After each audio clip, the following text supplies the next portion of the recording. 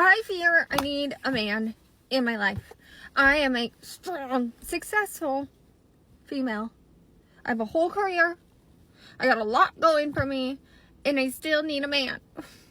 Because today, the lightsy lights went off in my car and said, low tire pressure. And I was like, ah! I would love to be able to text someone and go, babe, there's a light on, and I don't know what to do. Instead, you have me out here checking tire pressure, putting air in my tire. I'm tired of being strong. I just want to be weak and babied. And I want some man to go, vroom, my baby's in danger. Must get air for her tire. There is a quiet shift happening beneath the noise of social media, beneath the headlines, beneath the arguments that flare up and burn out every single day. It is not loud. It is not dramatic. It is not announced with protests or slogans. It is something far more powerful than that. It is absence. It is men stepping back, locking doors quietly, and choosing a different path. And what makes this moment important is not that men are leaving, but that society is only now beginning to notice the consequences. Stay with me to the end of this video, because what you are about to hear explains far more than just dating or relationships. It explains a structural shift that many people are not prepared for. Before we get into it, make sure you like the video, share it, subscribe to the channel, and click the notification bell, and select all if you want more great Angry Guy content, and if you want every single video the moment we release it. That support matters more than you realize, and it helps keep these conversations alive and visible. And if you are serious about protecting your future, protecting your assets, and learning how to grow your wealth in a changing world, check out Angry's Crypto Academy. The Academy is linked in the description of this video, and it teaches you how to buy, sell, and trade crypto responsibly while safeguarding what you earn. If you have not checked it out yet, now is the time. And if you're enjoying these Angry Guy videos and want to show support, you can always buy me a Red Bull using the link in the description. It is a simple way to keep the lights on and the conversations going. Now let us get into it. For decades, men were told a very specific story about their place in the world. They were told that their value came from what they provided, what they sacrificed, and how much of themselves they were willing to give away. They were told that endurance was virtue, that silence was strength, and that the measure of a good man was how much discomfort he could tolerate without complaint. That story worked for a long time because it was reinforced from every direction. Family, media, education, and culture all repeated the same message. Men absorbed it, internalized it, and lived by it. Then something changed. The message shifted. Men were told they were no longer needed in the way they had been before. They were told that their instincts were outdated, that their natural behaviors were problems to be corrected, and that the traits that once defined responsibility and leadership were now liabilities. Over time, this messaging did not just criticize behavior, it questioned legitimacy. It reframed masculinity itself as something suspicious, something to be managed rather than understood. At first, men tried to adapt. They listened. They adjusted their language. They second-guessed themselves. They pulled back, not to disengage, but to avoid conflict. Many believed that if they just learned the new rules, if they complied, if they became more careful, things would stabilize. But the rules did not stabilize. They multiplied, they changed, they contradicted each other. And eventually, many men realized something important. The issue was not misunderstanding. The issue was that the goalposts never stopped moving. This realization did not happen overnight. It happened slowly through pattern recognition. It happened through lived experience. Men noticed that no amount of effort produced security. No amount of caution produced peace. No amount of compliance produced trust. They noticed that engagement increasingly carried risk without reward. They noticed that stepping forward invited scrutiny, while stepping back offered relief. And so, they stepped back. What is happening now is not a protest. It is not rebellion. It is not anger in the way people expect. It is resignation paired with clarity. Men are not shouting, they are not demanding, they are not asking for permission. They are quietly opting out. And the most important part is that many of them are not unhappy about it. For a long time, society assumed that men needed constant validation from relationships to function. It assumed that without romantic pursuit, men would collapse into loneliness and despair. What has surprised many observers is that the opposite has happened for a significant number of men. Once the pressure was removed, once expectations dissolved, once the constant evaluation stopped, many men discovered something they had not experienced in years: calm. They discovered that being alone is not the same as feeling empty. They discovered that peace is not something you earn through sacrifice, but something you protect through boundaries. They discovered that simplicity has value. They simplified their lives, reduced obligations, focused on work, health, interest, and personal stability. And for many of them, that was enough. This shift has had consequences. Some of those consequences are now becoming visible. We are seeing more conversations about financial strain, emotional exhaustion, and instability from people who expected a different outcome. For decades, men were framed as optional. Now, many are choosing to make that framing real. And the shock is not that men left. The shock is that they did not come back. It is important to understand that this did not begin as hostility. It began as self-preservation. When a system consistently produces stress, risk, and loss, rational individuals adapt. They change strategies. They minimize exposure. That is not bitterness. That is learning. Men learned that participation often came with costs they could not justify. They learned that walking away did not mean failure. It meant choosing a different metric for success. Many men today are not chasing status symbols. They are not chasing approval. They are not chasing chaos. They are focused on stability, autonomy, and control over their time and resources. They are building lives that are quieter, more predictable, and less reactive. And once someone experiences that kind of peace, it is very difficult to convince them to give it up. What complicates this conversation is that society is still operating on old assumptions. It still assumes that men will eventually step in when pressure builds. It still assumes that men will absorb financial strain, emotional labor, and responsibility when things become difficult. But assumptions are not guarantees. And a system that relies on silent sacrifice eventually discovers what happens when the silence ends. We are now seeing public conversations that frame this shift as a crisis. But framing matters. A crisis implies something sudden and unexpected. This was neither. It was gradual, it was predictable, and it was signaled for years. Men communicated disengagement not through speeches, but through absence. Fewer approaches, fewer commitments, fewer risks taken, less participation overall. What is often missing from these discussions is accountability, not blame, but recognition, acknowledging that when people are repeatedly told they are unnecessary, they may eventually believe it and act accordingly. Acknowledging that when engagement is framed as danger, disengagement becomes rational. Acknowledging that social dynamics are not static. They respond to incentives and consequences. This is not about nostalgia.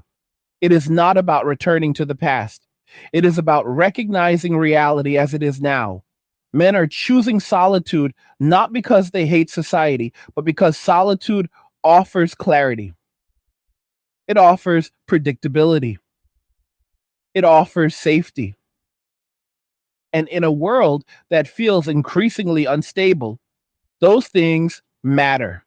There's also an economic dimension to this shift that cannot be ignored. For generations, men were expected to supplement, stabilize, and absorb financial risk within relationships.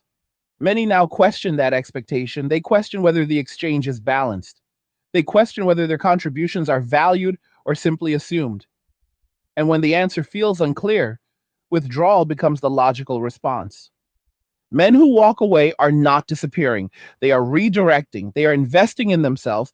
They are prioritizing long term resilience over short term validation. They are focusing on skills, savings, health, and independence. They are learning to live with less noise and more intention. This is why attempts to shame men back into participation have failed. Shame only works when someone still seeks approval from the source applying it.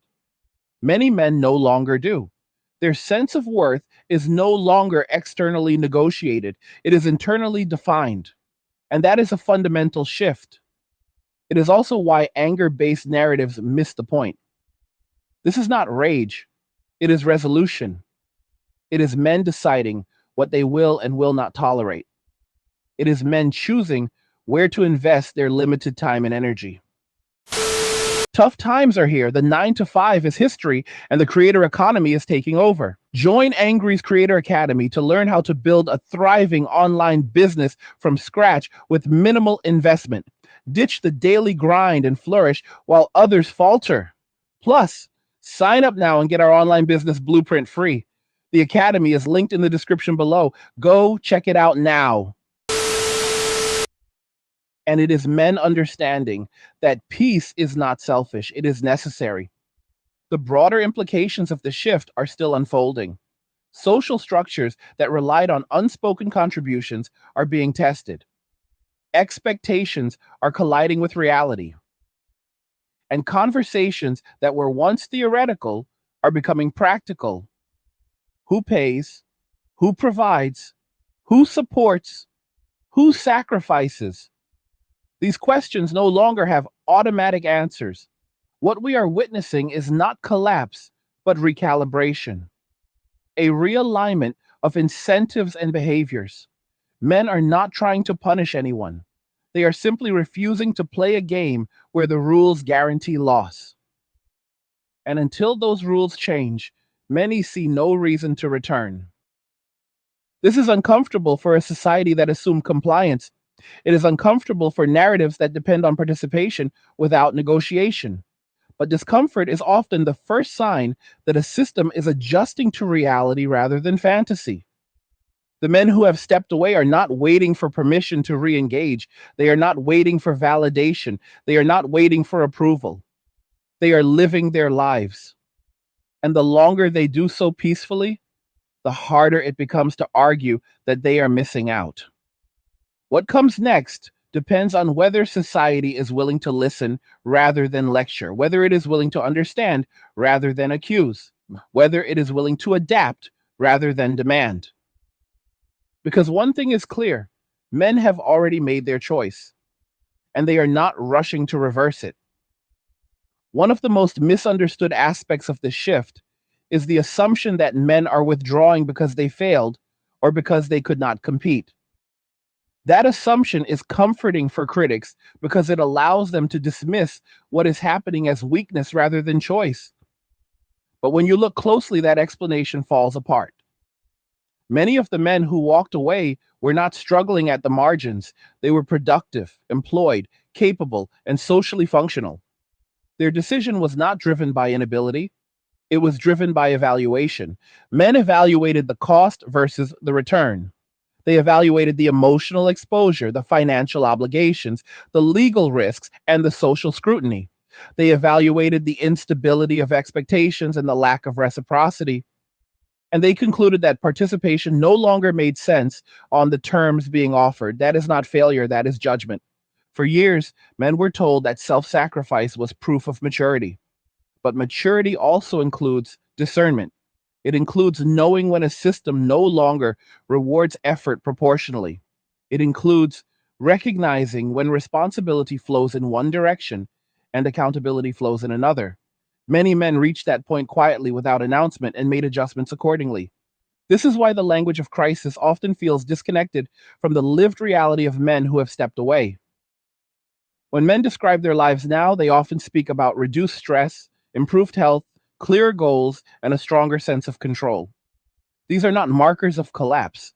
These are markers of stabilization. The contrast between how their lives feel and how their choices are framed creates a growing credibility gap. Another assumption that deserves examination is the idea that men disengage suddenly or impulsively. In reality, most men tried to remain engaged for years. They tried to adapt. They tried to communicate. They tried to meet expectations that were often vague, contradictory, or shifting. The withdrawal was not a first response, it was the last response after repeated attempts failed. This matters because it reframes the narrative. It shows that men did not abandon responsibility. They exhausted it. They reached a point where continuing to invest produced diminishing returns and increasing risk. At that point, stepping back was not abandonment, it was self correction. And it is also important to address the idea that men who choose solitude are emotionally deficient or avoidant. Solitude is often portrayed as something men tolerate rather than choose. But for many men, solitude became a space for recalibration. It allowed them to reconnect with interests they had neglected. It allowed them to focus on physical health, mental clarity, and financial planning. It allowed them to exist without constant evaluation. In that space, many men discovered that their sense of self had been shaped too heavily by external expectations. Without those expectations, they began to redefine success. Success was no longer about proving worth to others, it was about building a life that felt sustainable and aligned with their values. This redefinition has ripple effects. Men who are no longer driven by approval are harder to manipulate. Men who are content with less are less susceptible to pressure. Men who prioritize peace over status are less reactive to provocation. These changes alter social dynamics in subtle but profound ways. There's also a generational component to this shift. Younger men have grown up watching the experiences of older men. They have observed the outcomes of certain choices. They have seen how legal and social systems operate in practice rather than theory. As a result, many younger men are making different decisions earlier. They are more cautious. They are more selective. They are less willing to assume risks that they perceive as asymmetrical. This is often misinterpreted as immaturity or fear, but it can also be understood as early learning. When people see patterns consistently produce negative outcomes, they adapt. That is not cowardice, that is intelligence. The economic environment reinforces this adaptation. Rising costs, unstable markets, and uncertain futures make risk management more important than ever. Men who once might have felt obligated to absorb financial volatility on behalf of others now question that role. They ask whether it is wise to tie their stability to systems they do not control. Increasingly, the answer is no. What often goes unspoken is how much emotional labor men previously performed without recognition. They were expected to be stable anchors during uncertainty, to absorb stress without complaint, and to provide reassurance regardless of their own internal state. Over time, that expectation becomes exhausting. When that labor is dismissed or minimized, motivation erodes. Men who step away often report that the absence of constant emotional responsibility is liberating. They are no longer required to manage the feelings, expectations, or reactions of others. They can focus on their own equilibrium. This is not selfishness, it is boundary setting. Another dimension worth exploring is how public narratives lag behind private realities. Public discourse often frames men as resistant to change. But what we are seeing is change in real time. Men are changing their priorities, their behaviors, and their definitions of fulfillment. They are simply doing so without seeking approval or validation. This creates tension because many institutions rely on predictable participation. When behavior changes without coordination or explanation, systems strain.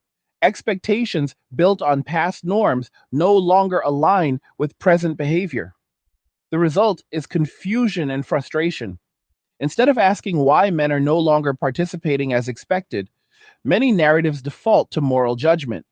They frame disengagement as irresponsibility or bitterness, but moral framing obscures practical causes. It replaces analysis with accusation, and that prevents meaningful understanding. Understanding requires acknowledging incentives. People respond to incentives, whether social, legal, or economic. When incentives discourage engagement, disengagement follows. This is not ideological, it is behavioral. Men who have stepped away often emphasize how little they miss the drama they left behind. They describe lives with fewer conflicts and fewer obligations and fewer emergencies. They have time to think, to plan, and to rest. In a culture that glorifies busyness and struggle, rest itself becomes a form of resistance. Rest allows reflection. Reflection allows recalibration. And recalibration often leads to choices that diverge from expectations. This divergence is particularly visible in how men approach relationships now. Many are no longer willing to enter arrangements that feel transactional or unstable. They seek clarity up front, they set boundaries early, or they opt out entirely. This is not because they reject connection, it is because they reject imbalance. Connection without security feels like risk. Connection without respect feels like exposure. When those conditions persist, withdrawal becomes logical. There is also a psychological component to the shift that deserves attention. Chronic stress narrows focus. It reduces tolerance. It increases the desire for predictability. Men who have experienced prolonged stress in relational or social contexts often reach a point where simplicity becomes a priority. They choose environments where expectations are clear and outcomes are predictable. Solitude offers that. It removes variables, it reduces noise, it allows recovery. Once recovery begins, perspective changes. What once felt necessary now feels optional. What once felt urgent now feels negotiable. This perspective shift makes reentry difficult. To return to old patterns would require giving up newly gained peace. For many men, that trade does not make sense. Critically, this does not mean men have abandoned society entirely. They still work, they still contribute economically, they still engage in communities, hobbies, and friendships. What they have reduced is exposure to environments they perceive as adversarial or extractive. This distinction matters. Disengagement is selective, not total. Men are not withdrawing from life, they are withdrawing from specific dynamics. As more men make this choice, social narratives will continue to struggle to explain it. Some will frame it as a temporary phase, others will frame it as a problem to be solved. But treating it as a problem assumes that disengagement is inherently wrong. That assumption itself deserves scrutiny. If individuals are healthier, calmer, and more stable after disengaging, the question becomes whether the system they left needs reevaluation. It becomes less about convincing men to return and more about understanding why leaving was beneficial. This is where honest dialogue becomes essential. Not dialogue framed around guilt or obligation, but dialogue grounded in reality. Dialogue that asks what conditions make engagement worthwhile. Dialogue that acknowledges past imbalances and seeks to correct them. Without that honesty, attempts to reverse this trend will fail. Men are not motivated by accusation. They are motivated by fairness. They are motivated by clarity. They are motivated by outcomes. The longer disengagement continues without meaningful reflection, the more normalized it becomes. What was once considered unusual becomes accepted. What was once framed as isolation becomes recognized as independence. This normalization is already visible. Online communities, offline groups, and personal networks reflect a growing acceptance of alternative life paths. Men support each other in prioritizing health, stability, and autonomy. They share strategies, experiences, and lessons learned. This collective knowledge reinforces individual choices. It also creates resilience. Men who might have once returned out of loneliness now find connection without entanglement. They find camaraderie without obligation. They find meaning without sacrifice. These developments challenge long held assumptions about what men need to be fulfilled. They suggest that fulfillment may come from alignment rather than attachment, from coherence rather than compromise. As this continues, society will need to confront difficult questions. Can systems adapt to changing participation? Can narratives evolve to reflect lived realities? Can expectations be renegotiated rather than enforced? What is clear is that ignoring the shift will not make it disappear. Shaming it will not reverse it. Dismissing it will not weaken it. The only path forward is understanding. Men walking away did not do so out of spite. They did so out of self respect. And once self respect becomes the guiding principle, choices follow naturally.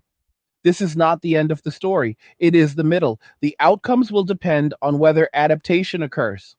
But adaptation requires listening, and listening requires humility. At this point, the question is no longer whether men will return to old patterns. The question is whether new patterns will emerge that make participation worthwhile again. That remains to be seen. As this shift continues, one of the most revealing developments is how little effort many men make to explain their choices publicly.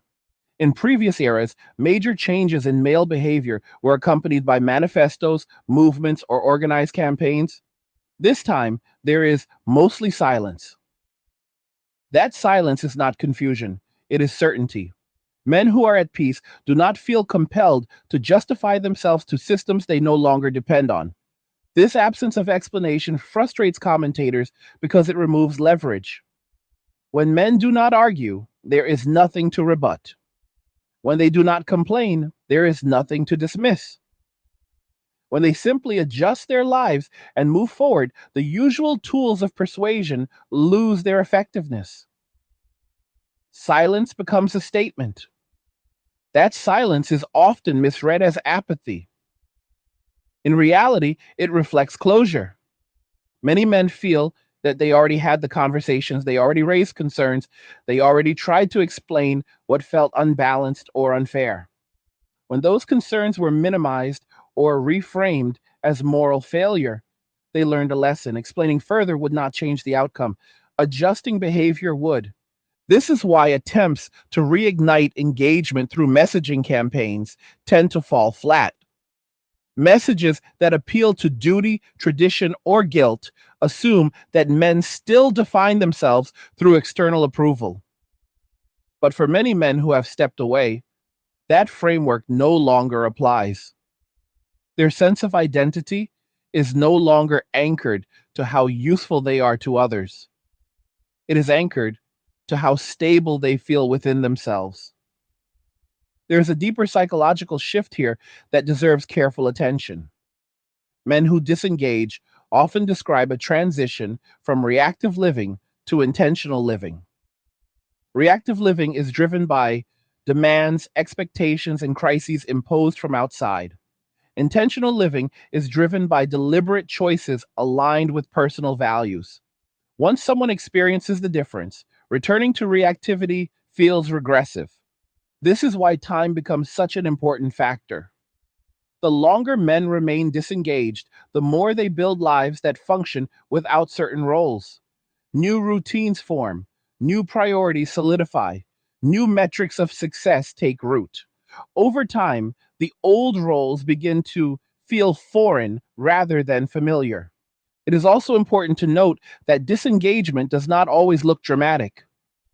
In many cases, it is subtle. Men decline invitations. They stop initiating. They reduce emotional investment. They keep conversations surface level. They avoid situations that require explanation or defense. From the outside, it may look like disinterest. From the inside, it feels like self regulation.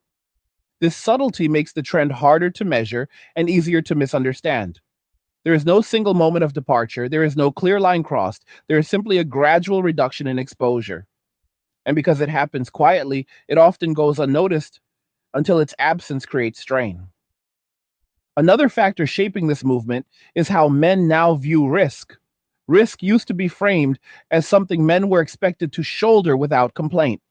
Financial risk, emotional risk, social risk, legal risk. Over time, men began to ask a basic question: what do I gain in proportion to what I risk? When the answer felt unclear or unfavorable, caution replaced enthusiasm. This recalibration of risk tolerance is especially evident in legal and financial decisions. Men are more careful about entanglements. They are more deliberate about commitments. They seek predictability. They avoid ambiguity. These preferences are not arbitrary. They are responses to observed outcomes. What often gets overlooked is how rational this behavior is. In any other domain, careful risk management would be praised. In personal life, it is sometimes criticized. That inconsistency reveals more about expectations than about behavior.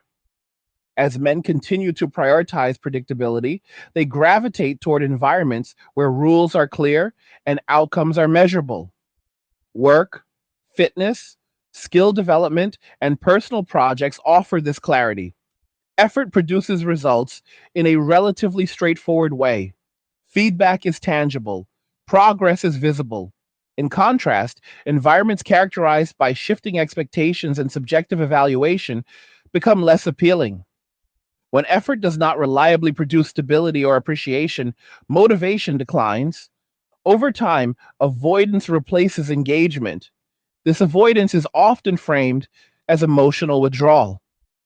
But emotional withdrawal implies loss. Many men describe it as gain. They gain time. They gain energy. They gain focus. They gain autonomy. These gains reinforce the decision to step back.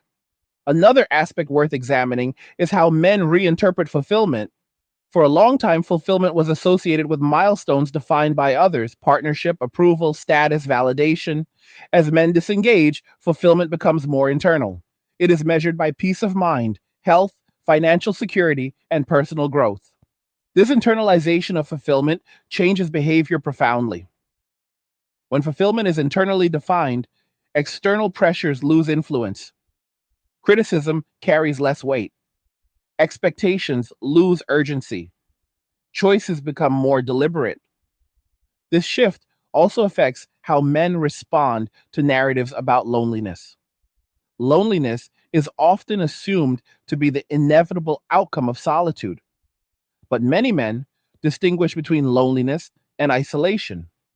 Loneliness is the feeling of being unseen or undervalued. Isolation is simply being alone. Men who feel respected by themselves do not necessarily experience loneliness when alone. This distinction challenges common assumptions. It suggests that connection without respect can be more isolating than solitude. And that insight reshapes priorities. As more men articulate this experience, even quietly, it creates a counter narrative, one that does not romanticize withdrawal but acknowledges its benefits. This narrative spreads not through slogans, but through example.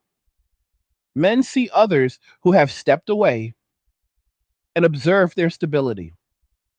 That observation influences decisions more than any argument. There is also a cultural fatigue at play. Constant discourse, constant critique, constant negotiation of identity can be exhausting.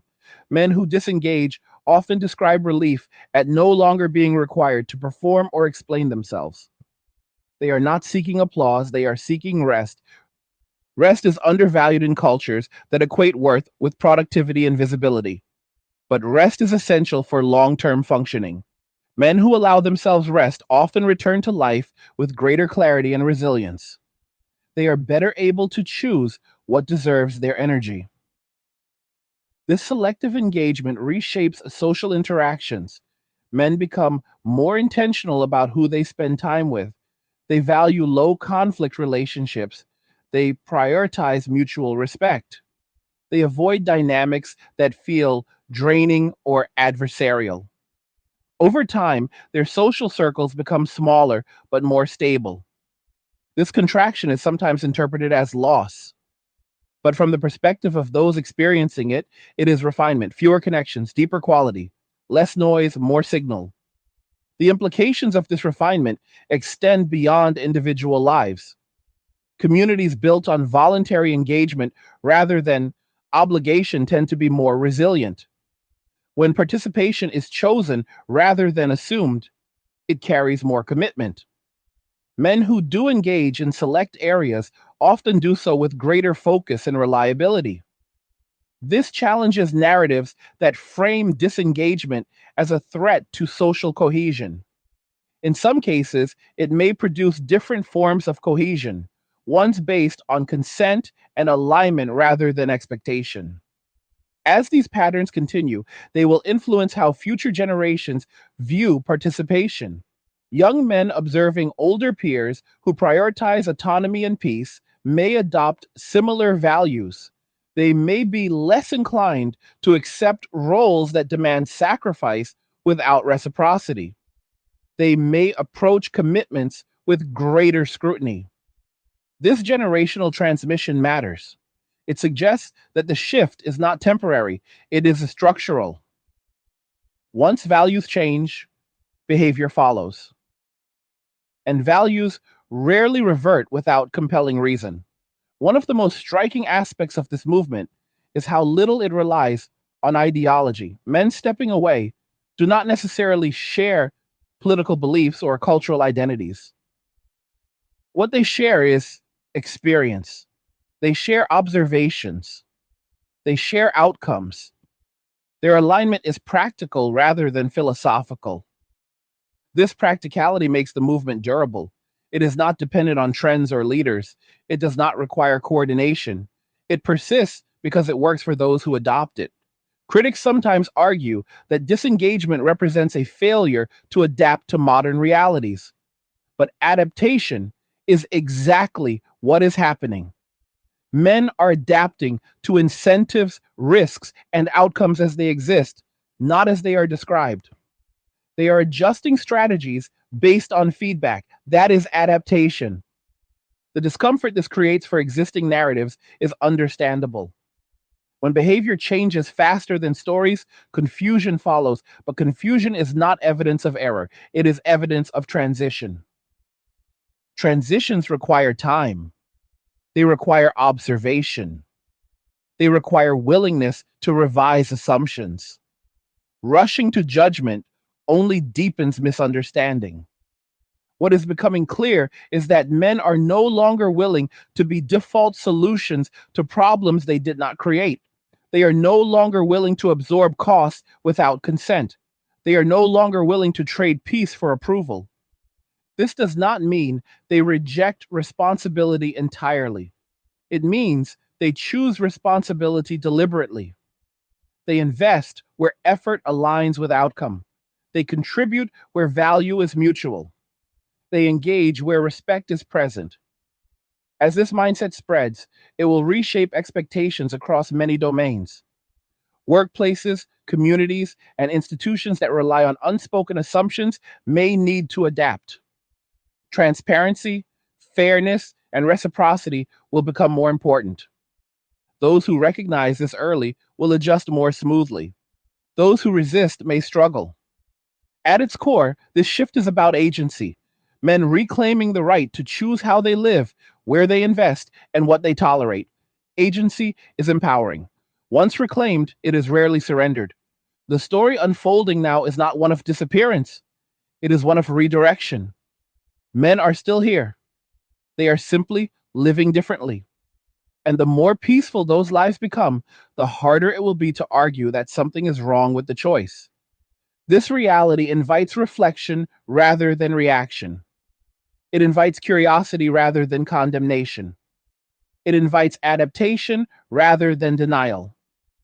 The next phase will reveal whether systems can evolve to meet changed expectations, whether dialogue can replace demand, whether mutual respect can replace assumption. Until then, men will continue to choose the paths that make sense to them, quietly, deliberately, without spectacle.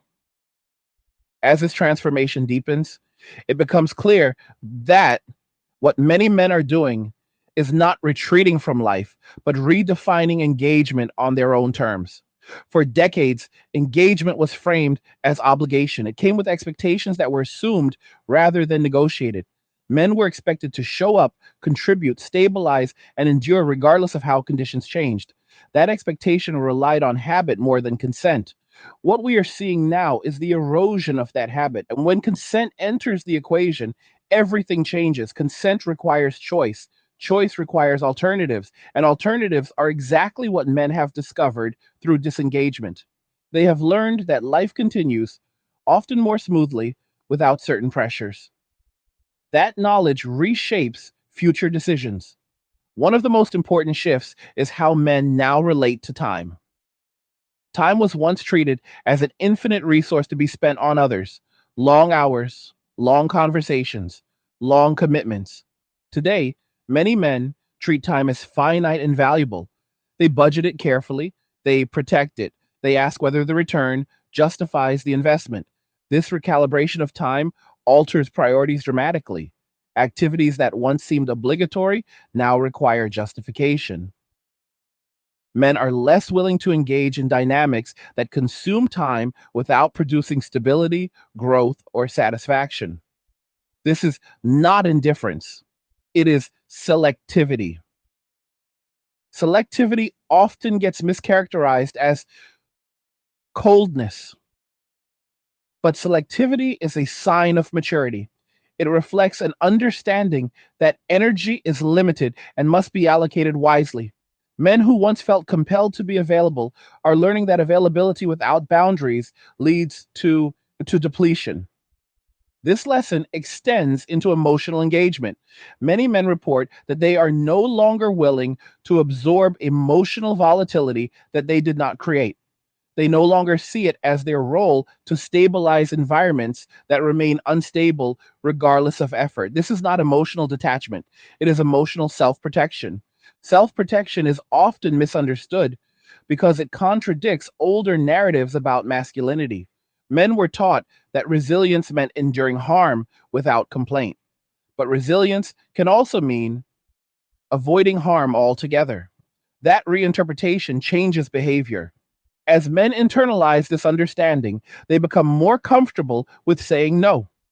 Not loudly, not aggressively, simply calmly and firmly. They decline involvement that feels draining. They disengage from conversations that spiral. They exit situations that demand constant defense. This calm refusal is powerful because it does not invite debate. It does not require justification. It simply exists. And because it exists quietly, it is difficult to challenge without appearing intrusive. Another subtle but significant change is how men view validation. Validation once played a central role in motivation. Praise, recognition, and approval were seen as rewards for effort. As men disengage, validation becomes less external. They validate themselves through outcomes rather than opinions. Outcomes are harder to manipulate. Health improvements, financial stability, skill mastery. These are tangible markers. They do not depend on consensus. They do not fluctuate with mood or narrative. Men who orient toward outcomes gain confidence that is not easily shaken. This confidence further reduces susceptibility to pressure. When approval is no longer needed, threats lose force. When shame no longer motivates, accusations lose impact. This dynamic explains why moral appeals often fail to re engage men who have stepped away. Moral appeals assume shared values, but values evolve. Men are increasingly valuing peace over performance, stability over status, autonomy over approval. Appeals that ignore this shift miss their target. There is also an increasing awareness among men of how narratives can be used to extract compliance. When narratives frame sacrifice as virtue and boundaries as selfishness, they encourage one-sided giving. Men who recognize this pattern become skeptical of messaging that demands contribution without reciprocity. Skepticism is not cynicism. It is discernment. Discernment allows men to differentiate between genuine connection and transactional expectation. Over time, this differentiation becomes instinctive. This instinct shapes how men respond to social pressure. They listen, but they do not automatically comply. They observe behavior more than rhetoric. They prioritize consistency over promises. These habits reduce vulnerability to manipulation. Another consequence of disengagement is the rediscovery of competence. When men focus on themselves, they often develop skills that were previously sidelined. Practical skills, creative skills, physical skills. Learning becomes enjoyable again because it is self-directed rather than imposed. This competence builds self-trust. Self-trust reduces dependency. Reduced dependency increases freedom. And freedom reinforces disengagement from environments that restrict it. It is important to understand that this freedom does not mean isolation from society. Men still interact, collaborate, and contribute, but they do so selectively. They choose contexts where effort is respected and outcomes are fair. As this selective engagement becomes more common, it challenges institutions that rely on assumed participation. When participation must be earned rather than expected, accountability increases. Transparency becomes necessary. Reciprocity becomes essential. This shift may ultimately benefit everyone involved. Systems that adapt to voluntary engagement tend to become more efficient and fair. Systems that resist may experience friction. One of the most telling signs of this transition is how men talk about happiness. Happiness used to be described in terms of achievement or recognition. Now, it is often described in terms of calm, routine, and predictability. These descriptors reflect a desire for sustainability rather than intensity. Intensity is exhausting. It requires constant output. Calm allows longevity. Men who prioritize calm often report feeling more present, more focused, and more grounded. This presence improves decision making and reduces impulsivity. Reduced impulsivity has significant implications. Men make fewer risky commitments. They are less likely to be swept up in emotional momentum. They pause before acting. That pause changes outcomes. This deliberate approach also affects how men view conflict. They are less inclined to engage in arguments that do not lead to resolution. They choose disengagement over escalation. This does not mean they avoid all conflict. It means they avoid unproductive conflict. Unproductive conflict drains energy without producing change. Recognizing this allows men to conserve resources. Conservation becomes a strategy rather than a retreat. As more men adopt this strategy, social dynamics shift. Loud voices lose dominance. Provocation loses effectiveness. Calm consistency becomes influential. These changes are subtle but cumulative. Another area where this shift is visible is in consumption habits. Men disengaging from performative roles often reduce unnecessary spending. They simplify lifestyles. They prioritize utility over display. This simplification supports financial stability and reduces stress. Reduced consumption also weakens leverage. When fewer desires need to be satisfied, fewer pressures can be applied.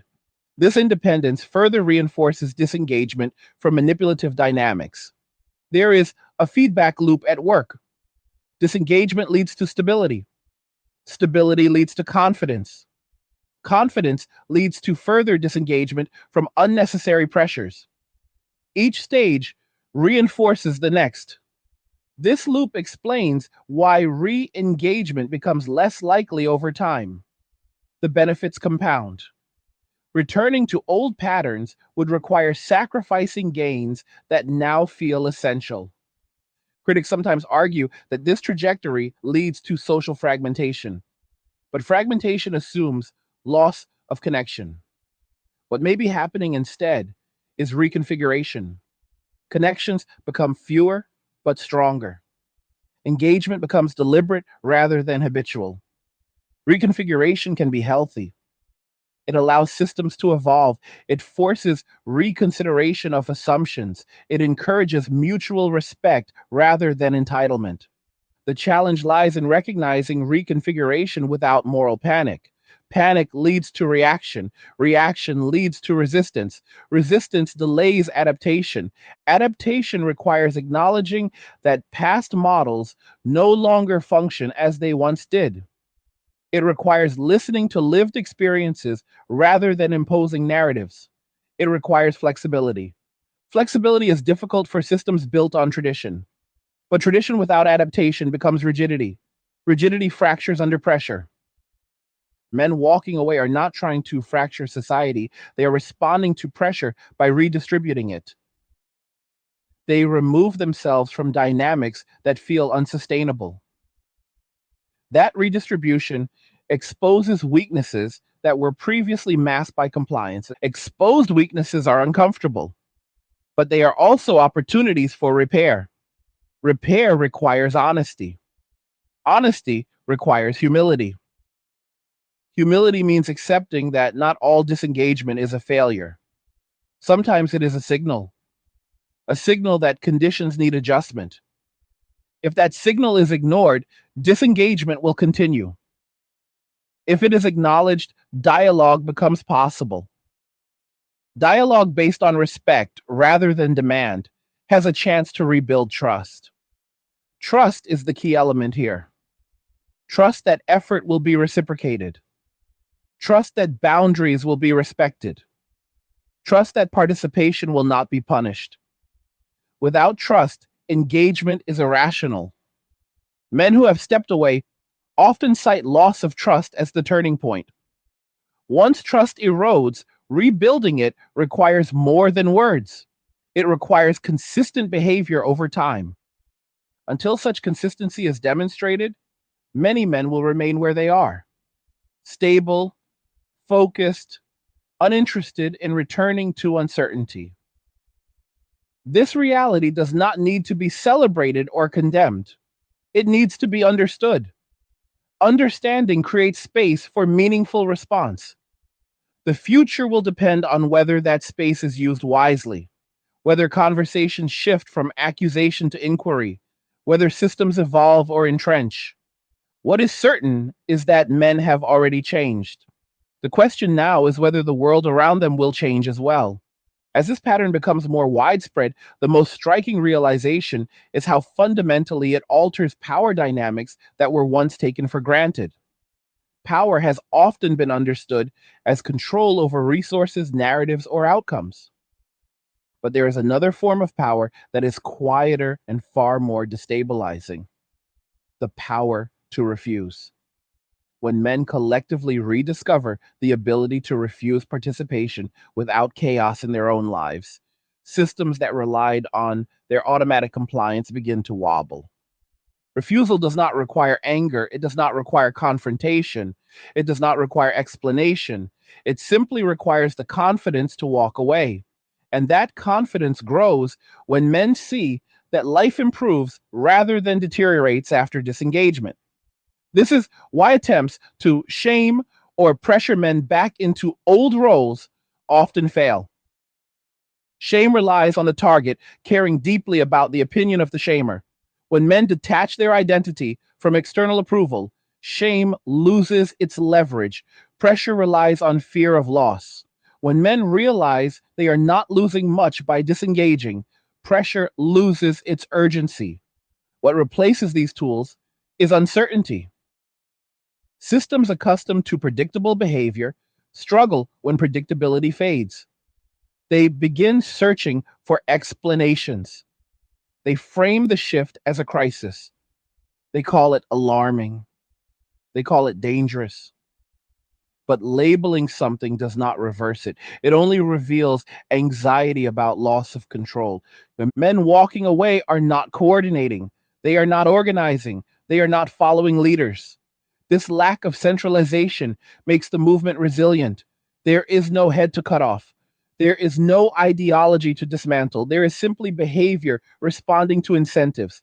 Behavior driven by incentives persists until incentives change. That is the reality many refuse to confront. As long as disengagement produces better outcomes for men than engagement, disengagement will continue. One reason this is difficult for some to accept is that it challenges long held moral frameworks. Men were often told that their highest value was service, service to family, service to community, service to abstract ideals. When men begin prioritizing self preservation, it is interpreted as moral failure rather than strategic adjustment. But morality without reciprocity becomes exploitation. Men who realize this do not abandon ethics, they redefine them.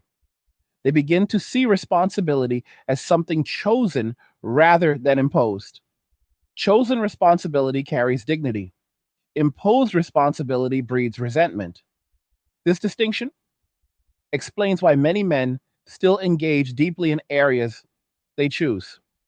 They mentor, they build, they create, they contribute.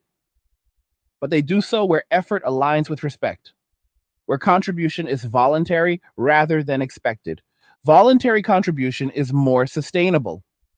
It is fueled by motivation rather than obligation. It produces better outcomes over time. This is true in any system. Forced participation produces compliance. Voluntary participation produces commitment. As men internalize this principle, they become less tolerant of narratives that frame their withdrawal as selfish. They see those narratives as attempts to reimpose obligation without addressing underlying issues. That recognition further reduces receptivity. Another layer to the shift is how men process identity. Identity used to be reinforced through roles: provider, protector, partner.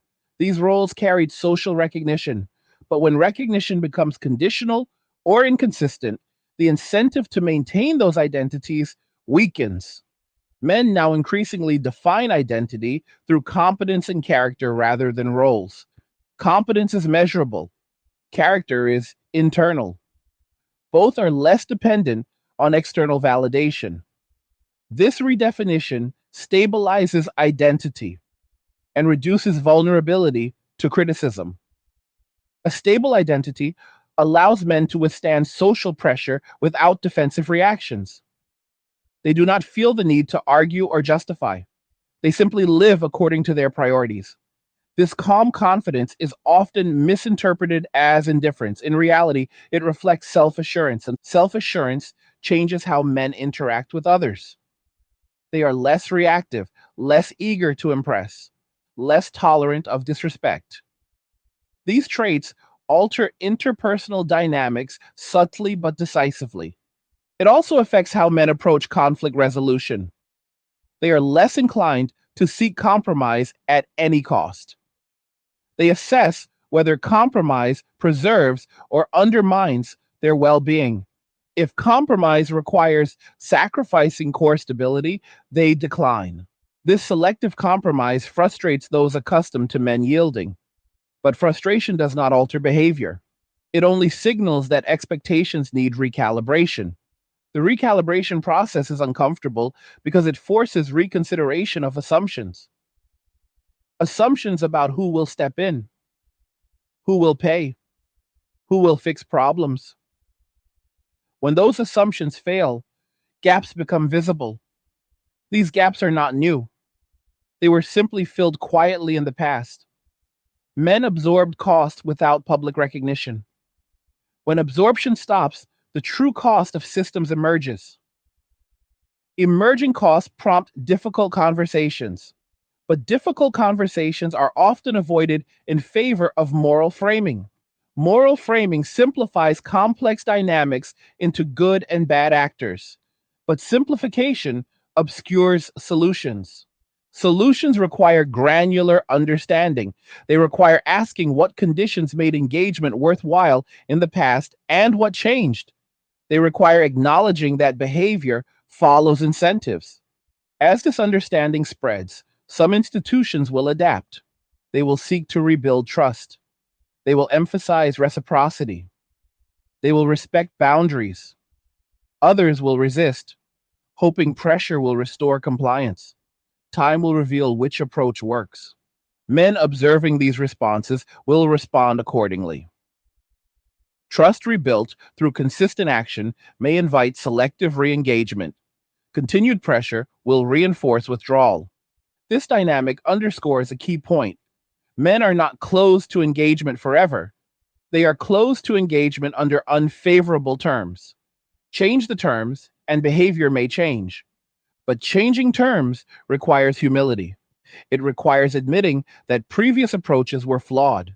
It requires listening without defensiveness.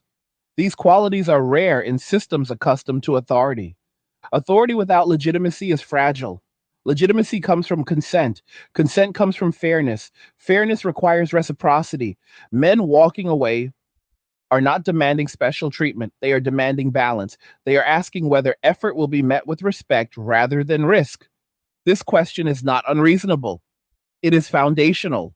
Any sustainable system must answer it convincingly. Another often overlooked aspect of this shift is how men handle emotional expression. Emotional expression used to be framed as something men needed to learn, but many men learned that expression did not lead to resolution. It often led to dismissal or reinterpretation. As a result, men learned that silence was safer, not because they lacked emotion, but because expressing it carried cost. Disengagement reduces that cost. It allows men to process privately rather than perform publicly. Private processing fosters clarity. Without external judgment, men can reflect honestly. They can assess what they want rather than what they are told they should want. This clarity leads to decisive action. Men make choices aligned with internal goals rather than external narratives. That alignment increases satisfaction. Satisfaction further reinforces disengagement from environments that undermine it. Again, the loop continues. One of the more ironic outcomes of the shift is that men often become more emotionally stable after disengaging. Reduced conflict, reduced scrutiny, reduced pressure. These conditions support mental health. Mental health improvements are rarely acknowledged in public discourse because they contradict crisis narratives, but they are real. Men report sleeping better, exercising more, thinking more clearly. These changes matter. When mental health improves, tolerance for chaos decreases. Men become less willing to re enter environments that threaten stability. This creates a barrier to re engagement that moral appeals cannot overcome. To cross that barrier, conditions must change. Stability must be preserved. Respect must be demonstrated. Boundaries must be honored. This reality challenges simplistic solutions. It is not enough to tell men they are needed. They need to see that their participation will not come at disproportionate cost. As disengagement normalizes, it reshapes cultural expectations. Men who once felt abnormal for prioritizing solitude now see others doing the same. That normalization reduces stigma. Reduced stigma accelerates adoption. What once felt risky now feels acceptable. That shift is difficult to reverse. Cultural shifts of this magnitude do not move backward easily. They settle into new norms. Future generations grow up with different expectations. Young men watching this unfold will internalize lessons. They will learn to assess risk early. They will value autonomy. They will seek balance. These values will shape their choices long before crises arise. This preemptive adjustment may prevent some of the stress older men experienced. It may produce a generation that is more cautious, but also more stable. Stability is often undervalued until it is lost. Men who have regained it are reluctant to gamble it away. This reluctance is not fear. It is wisdom earned through experience. Experience that taught them what costs were hidden beneath expectations. As society grapples with this reality, there will be attempts to reinterpret disengagement. Some will call it immaturity. Others will call it avoidance. But labels do not change outcomes. Outcomes speak for themselves. If disengagement leads to healthier, more stable lives, it will continue regardless of interpretation. The real question is whether systems will learn from this feedback, whether they will adjust incentives, whether they will respect choice. Choice is the cornerstone of modern values.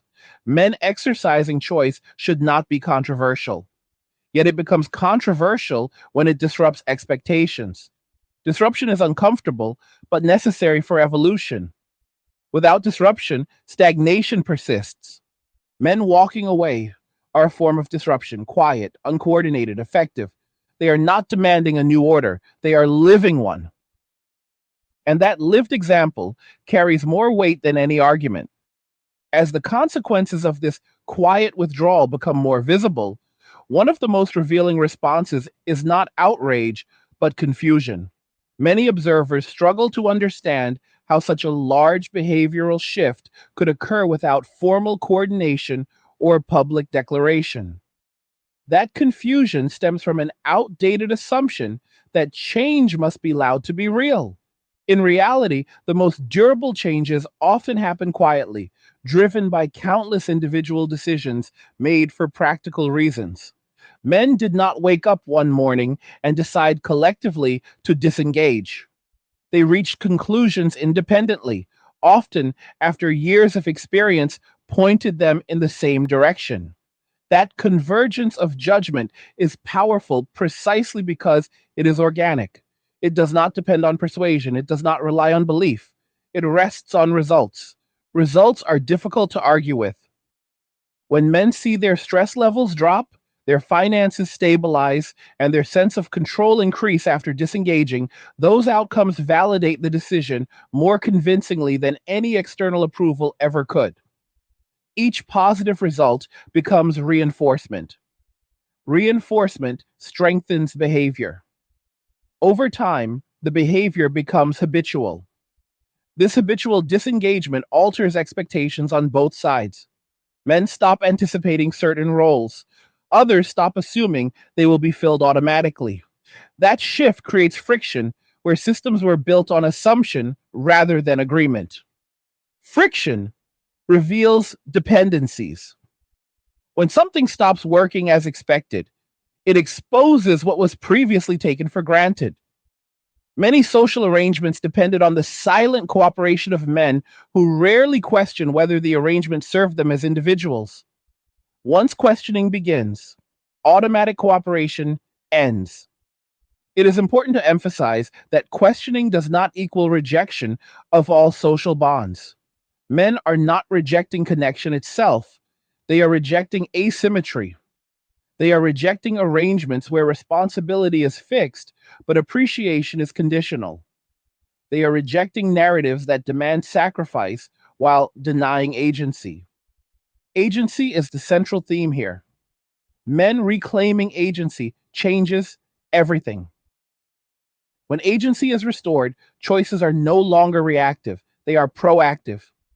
Men choose where to invest effort rather than being assigned to roles.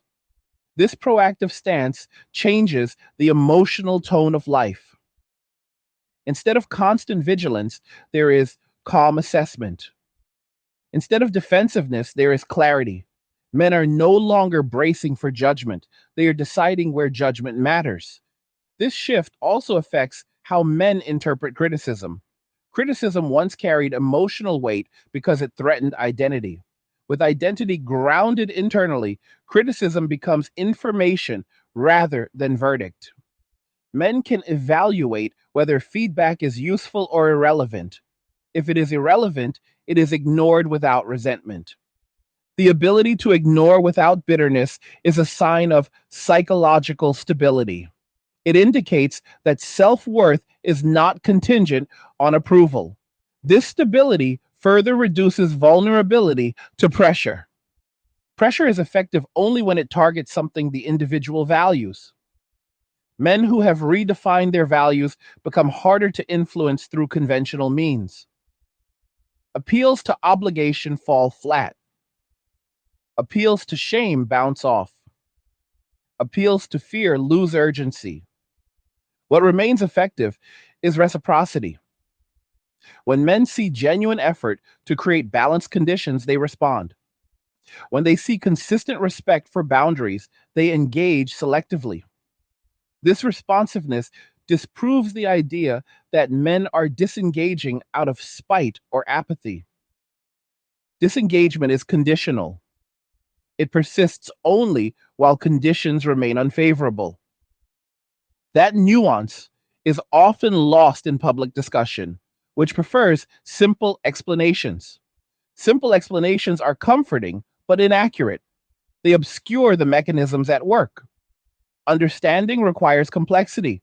It requires acknowledging that individuals respond rationally to incentives, even when those responses disrupt expectations. As this understanding spreads, some narratives will shift, others will double down.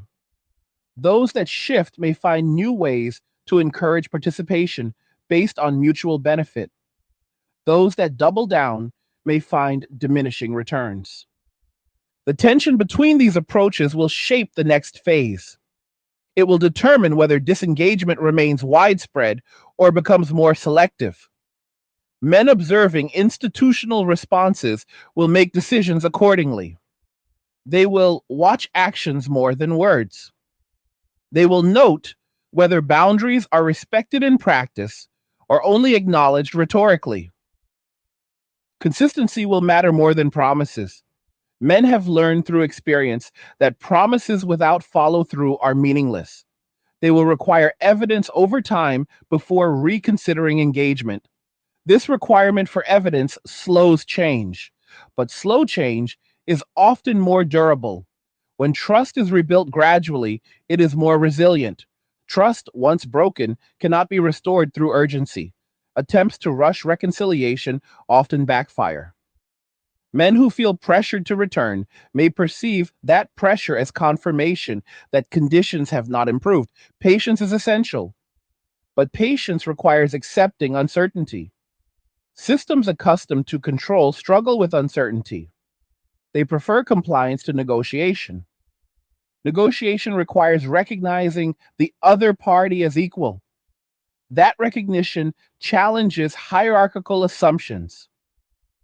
But without it, engagement remains unlikely. This is why some responses frame disengagement as a moral failing. Moral framing attempts to reassert hierarchy by positioning one side as arbiter of virtue. But morality without mutual consent feels coercive. Men reject it. Rejecting coercive morality does not mean rejecting ethics. Men often articulate strong personal codes. These codes emphasize fairness, honesty, and self respect. They guide behavior without external enforcement. Personal codes are powerful because they are internalized. They do not require surveillance, they do not require validation. Men who live by them act consistently regardless of observation. Consistency builds self trust. Self trust reduces dependence. Reduced dependence increases autonomy. Autonomy reinforces disengagement from coercive systems. The loop remains intact. Another consequence of this shift is how men approach long term planning. Without assumed roles, planning becomes individualized. Men focus on sustainability rather than obligation. They plan for stability rather than expansion. This planning mindset affects financial decisions, lifestyle choices, and risk tolerance. Men are more conservative where uncertainty is high and more assertive where control is strong. This recalibration produces lives that may appear modest externally but feel rich internally. Contentment replaces striving, satisfaction replaces comparison. Comparison is a major source of dissatisfaction in modern life. Men disengaging from performative roles often reduce exposure to comparison. They stop measuring themselves against external benchmarks. This reduction improves mental health. Improved mental health further reinforces disengagement. Men become protective of their equilibrium. They avoid environments that threaten it. This protective instinct is not selfish, it is adaptive. In unstable environments, protecting internal stability is essential. The narrative that the men owe constant availability to society clashes with this adaptive behavior. That clash produces tension. Tension can lead to dialogue or conflict. Dialogue requires willingness to listen. Conflict arises when listening is absent. So far, much of the response has leaned toward conflict through moralization rather than dialogue. That approach has limited effectiveness. As outcomes continue to favor disengaged men, moralization will lose credibility. Reality has a way of eroding narratives that contradict it. At that point, adaptation becomes more likely. Systems may begin to ask different questions, not why men left, but what conditions would make return worthwhile. Those conditions will likely include clarity of expectations, respect for boundaries, and genuine reciprocity. They will require changes in behavior, not just language. Behavioral change is difficult. It requires effort and humility, but it is possible. Men are not asking for perfection. They are asking for balance. They are asking for predictability. They are asking for respect. These requests are not radical. They are fundamental. The longer they go unmet, the longer disengagement will persist. The more men experience the benefits of autonomy, the less willing they will be to compromise it. Autonomy, once tasted, becomes non negotiable. This reality may reshape cultural norms over time. Autonomy may become more valued than conformity. Choice may become more respected than obligation. Such shifts often feel threatening to established systems, but they can also lead to healthier arrangements. Healthier arrangements distribute responsibility more evenly. They reduce resentment. They foster genuine cooperation. Cooperation born of choice is stronger than cooperation born of expectation. Men walking away are not destroying cooperation, they are redefining it. The question facing society is whether it will adapt to that redefinition or resist it. Resistance may delay change, but cannot prevent it. Adaptation requires courage, but offers sustainability. The path forward remains open. Outcomes are not predetermined.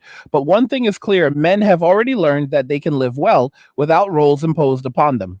Any future engagement will have to acknowledge that truth. As everything discussed comes together, one truth becomes impossible to avoid. What we are witnessing is not a temporary mood or a cultural phase that will correct itself with time.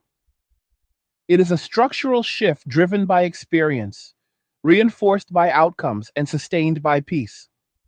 Men did not walk away impulsively. They walked away after learning what engagement cost them and what disengagement gave them in return. Once that comparison becomes clear, it is very difficult to unlearn it.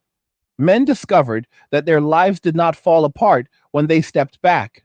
In many cases, their lives became more stable, more manageable, and more aligned with their internal values. That realization is transformative. It changes how men view obligation, identity, and purpose. For generations, men were socialized to believe that meaning came from being needed. That belief made them vulnerable to systems that define need without consent. When men questioned that belief, they found something unexpected. Meaning could also come from self respect, it could come from autonomy, it could come from living without constant negotiation of worth. This discovery reframes the entire conversation. Men are not rejecting meaning.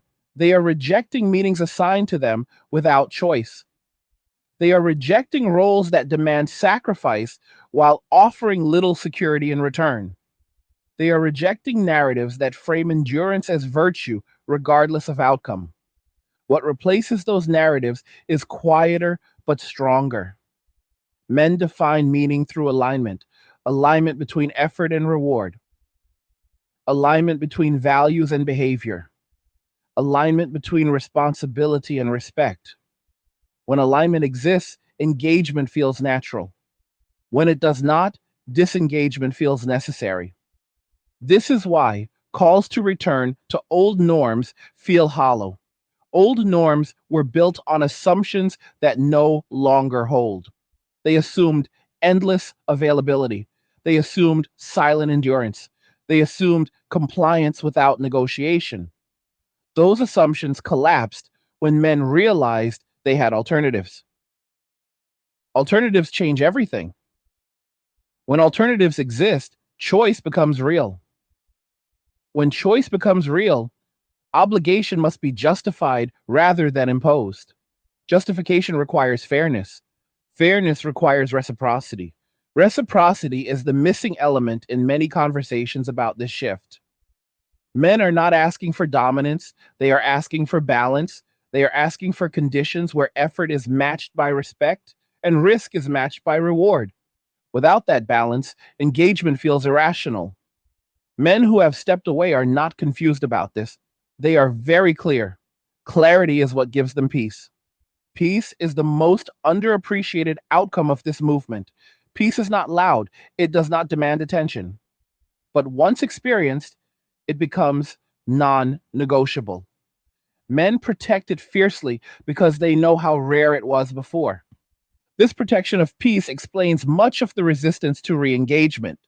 It is not hostility, it is preservation. Men are unwilling to trade stability for uncertainty again. This unwillingness frustrates those who expected men to always absorb instability. But expectation does not equal entitlement. Men are asserting that distinction through behavior rather than argument. Behavior is harder to dismiss than words. Words can be reframed. Behavior simply exists. And the longer disengaged men live stable lives, the harder it becomes to claim they are failing. Failure implies negative outcome. What we see instead is adaptation. Adaptation that produces health, clarity, and sustainability. As this becomes more visible, narratives will continue to shift. Some will attempt to reinterpret disengagement as immaturity or avoidance. Others will acknowledge it as a rational response to conditions. Time will favor the explanations that align with observable reality. Observable reality shows men who are calmer, men who are more focused, men who are less reactive, men who are less willing to participate in chaos. These traits are not symptoms of collapse, they are signs of adjustment. Adjustment is uncomfortable for systems built on predictability. But discomfort does not justify denial, it signals the need for change. The question now is not whether men will return to how things were. That question is already answered. They will not. The question is whether new forms of engagement can emerge that respect autonomy and fairness. That possibility exists, but it requires abandoning assumptions. It requires recognizing men as individuals rather than roles. It requires accepting that participation must be earned through conditions that make sense. Earning participation is more difficult than demanding it, but it is also more sustainable. Systems that rely on voluntary engagement tend to be healthier and more resilient over time. This moment presents a choice: to cling to narratives that no longer function, or to adapt to realities that are already here. Men walking away are not waiting to be convinced, they are not waiting for permission. They are living proof that alternative paths exist. Any future engagement will happen on new terms or not at all. Those terms will emphasize clarity over ambiguity, respect over assumption, reciprocity over entitlement, stability over drama. This is not radical, it is foundational. It is how any fair exchange operates. Ignoring this will not reverse the trend. Shaming will not reverse it. Moralizing will not reverse it. Only meaningful change has the potential to do that. And meaningful change starts with listening. Listening without accusation. Listening without agenda. Listening with the intent to understand rather than correct. Whether that listening happens remains to be seen. But men have already made their position clear through action. They have chosen peace. They have chosen autonomy. They have chosen to live deliberately rather than reactively. That choice is reshaping society quietly, one individual at a time. And it will continue to do so regardless of how it is framed. At the end of the day, this is not about men versus anyone else. It is about men choosing themselves after decades of being told they were disposable, optional, or inherently problematic. It is about men recognizing that they are allowed to step back from systems that do not serve them. Once that recognition takes root, it does not disappear. Now, I want to hear from you. What did you think about what was discussed in this video? Do you agree with these observations? Do you see these patterns playing out in your own life or around you? Leave a comment and share your thoughts because these conversations matter and they shape what comes next. Like the video if you like it.